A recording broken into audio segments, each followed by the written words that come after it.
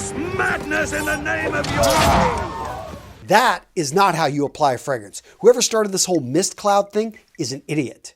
So this first mistake, it's a big one. And I see guys make it all the time. And that is they don't pay attention to the situation, to their environment, to where they're wearing the fragrance to. They don't think this through. Are you going to be wearing it to work? Maybe you've got a hot date. Maybe you simply want to wear something around the house. Maybe you have an interview. And let's take that last one. You've got an interview and you wear a fragrance, which you love, but it's very powerful. And you walk into this small room and you're nose blind. You don't know what's going on. You don't smell the fragrance, but she smells it. And it reminds her of an ex-boyfriend that she hates. And she just can't get it out of her mind. And guess what? You do not get the job.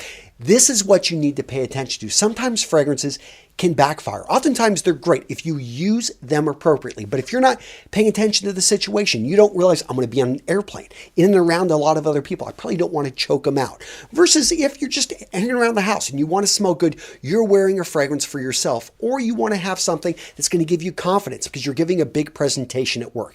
Again, you need to pay attention to the situation and then choose the appropriate fragrance. Next up, understand what you're wearing. In fact, it's best if you've practiced wearing this fragrance and you know, okay, this isn't going to offend anyone. It's a crowd pleaser, a very light aquatic fragrance versus something that's a bit stronger, something that could be overpowering, something that some people are not going to like, other people are going to love. Next up, gents, you want to understand the potency of what you're wearing. These two bottles look the same, but the ingredients are different. So at the top, we're going to see perfumes. These are going to have the highest concentration of the essential oil, which is basically making the fragrance smell about 30%, give or take a few percentage points at that level. Then going down, we see the EDT, and then we'll also see things like EDC and sprays that are going to be, in some cases, just 2%. Now, this isn't an exact science. You're going to find maybe one company's toilette is going to smell a lot stronger than another company's perfume. So understand that, again, that's not the best indicator, but it should be something that you pay attention to when you're out there looking to buy a fragrance. And with a particular line, if it's a perfume, it should be more concentrated than at down near a toilet. Next up, let's talk about sillage, also known as projection. This is the way the fragrance reacts to the environment. Can other people smell you when you're wearing the fragrance? You're going to find some popular ones. You can spray 5 sprays on your body. Most people will not be able to smell it. It sits close to the body, and that's great when you want something that's not really, you're wearing it for yourself. Other times you're going out to the club. Yeah, you want to announce yourself. As soon as you walk in the room, you want to overpower other people and you want to be smelled. Then you wear a fragrance right here that actually has a lot of sillage, has a lot of projection. Now, this next mistake I see people make all the time. They walk into the store, they grab the fragrance, they spray it on a card, and that is the way they judge. Guys, that is not how you judge a fragrance. It's a very superficial way. First up, you're only getting the top note. And I'll talk about that in a second. But the big thing here is you're not testing how it actually reacts to your body and your unique chemistry. You're just simply a unique human being. And the way the fragrance will react on your body is going to be slightly different. And for some people, it can be a huge difference in the way it smells. Now, I talked about notes. So you're just smelling the top note there. Guys, there are heart notes, there are base notes. And this is, we're going to say, designer fragrances, niche fragrances. In general, you're going to have that middle note isn't going to hit for probably a few minutes. And then that base note, it could be a few hours. And what you may find is, maybe you didn't fall in love with that top note, was actually uninspiring. Well, guess what? You see a lot of the same top notes again and again. But it starts to change up in that middle. You may find something there that, oh, wow, I really like that. You get down to that base note, oh my God, like this stuff is amazing. Or you may not like it. The point is, though, you need to try on a fragrance. So getting back to chemistry, let's talk about what happens when you get hot, when you start to sweat. You may find that some fragrances just become way stronger and they start to smell very different. And that's why you need to practice wearing these because, yeah, you're in that interview and you didn't expect that fragrance to all of a sudden start projecting like a beast. And yeah, she has to open up a window because it's a little bit too strong in there. The point is, practice wearing these fragrances before you make a judgment of whether or not it's actually right for you. Now let's talk about when to apply a fragrance. For me, I like to be consistent. Within minutes after drying off out of the shower in the morning, this is when I apply my fragrance. And pretty much anytime I take a shower, if I shower again in the afternoon after a workout, I'm going to apply a fragrance again at that same point. Now, what if you want to apply a fragrance in the second half of the day? You didn't shower, you just simply don't smell your fragrance anymore. That's perfectly fine. But the thing here is make sure you didn't go nose blind. Some of those stronger fragrances we can become used to, and yes, we may not smell it, but other people still can. And don't forget, a lot of fragrances, they've got a life cycle. So you may actually be at the base of the fragrance. You got those undertones going.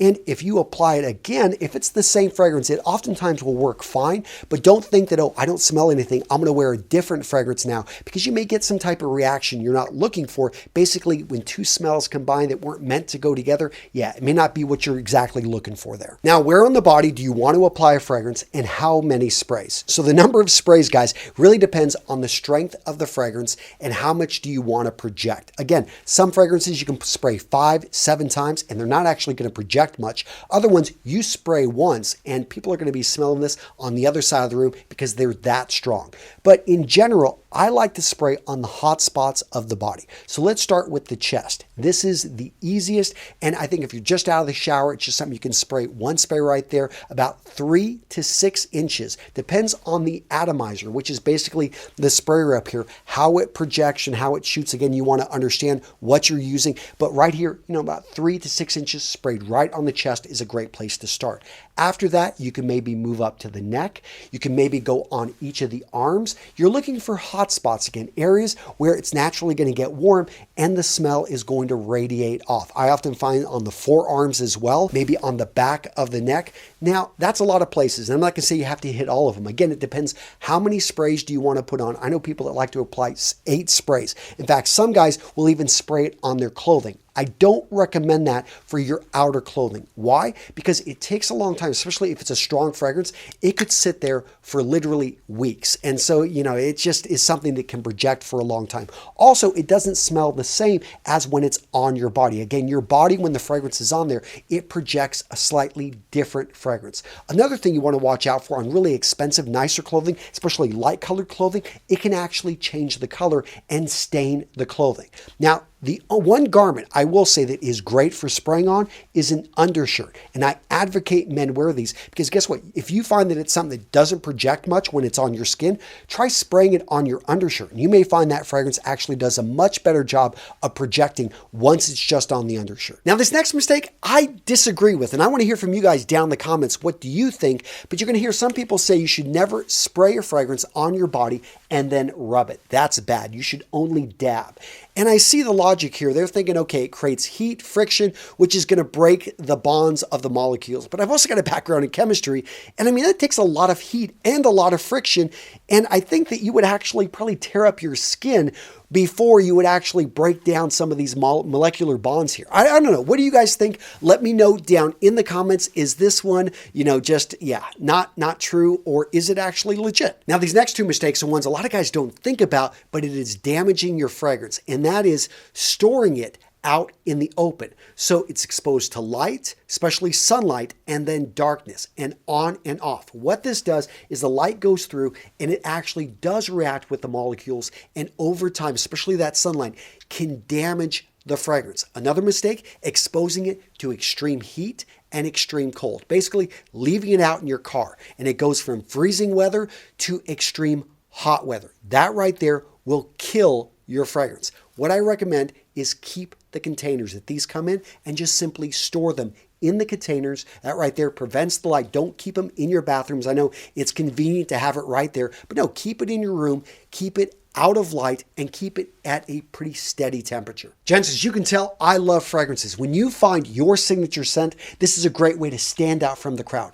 My general philosophy about fragrances, they should help you be discovered. They shouldn't announce you when you walk into a room. Remember, gents, less is more, and practice wearing these fragrances so you can know what to expect from their performance. So what video to watch next? How many fragrances should a man own? I had a lot of fun with this video, and I talk about also the fragrance types. So I talk about aromatic, I talk about oriental, we talk about aquatic, all the different type of fragrances out there, guys. One of my best videos on fragrances. Go check it out. I'll link to it down in the description.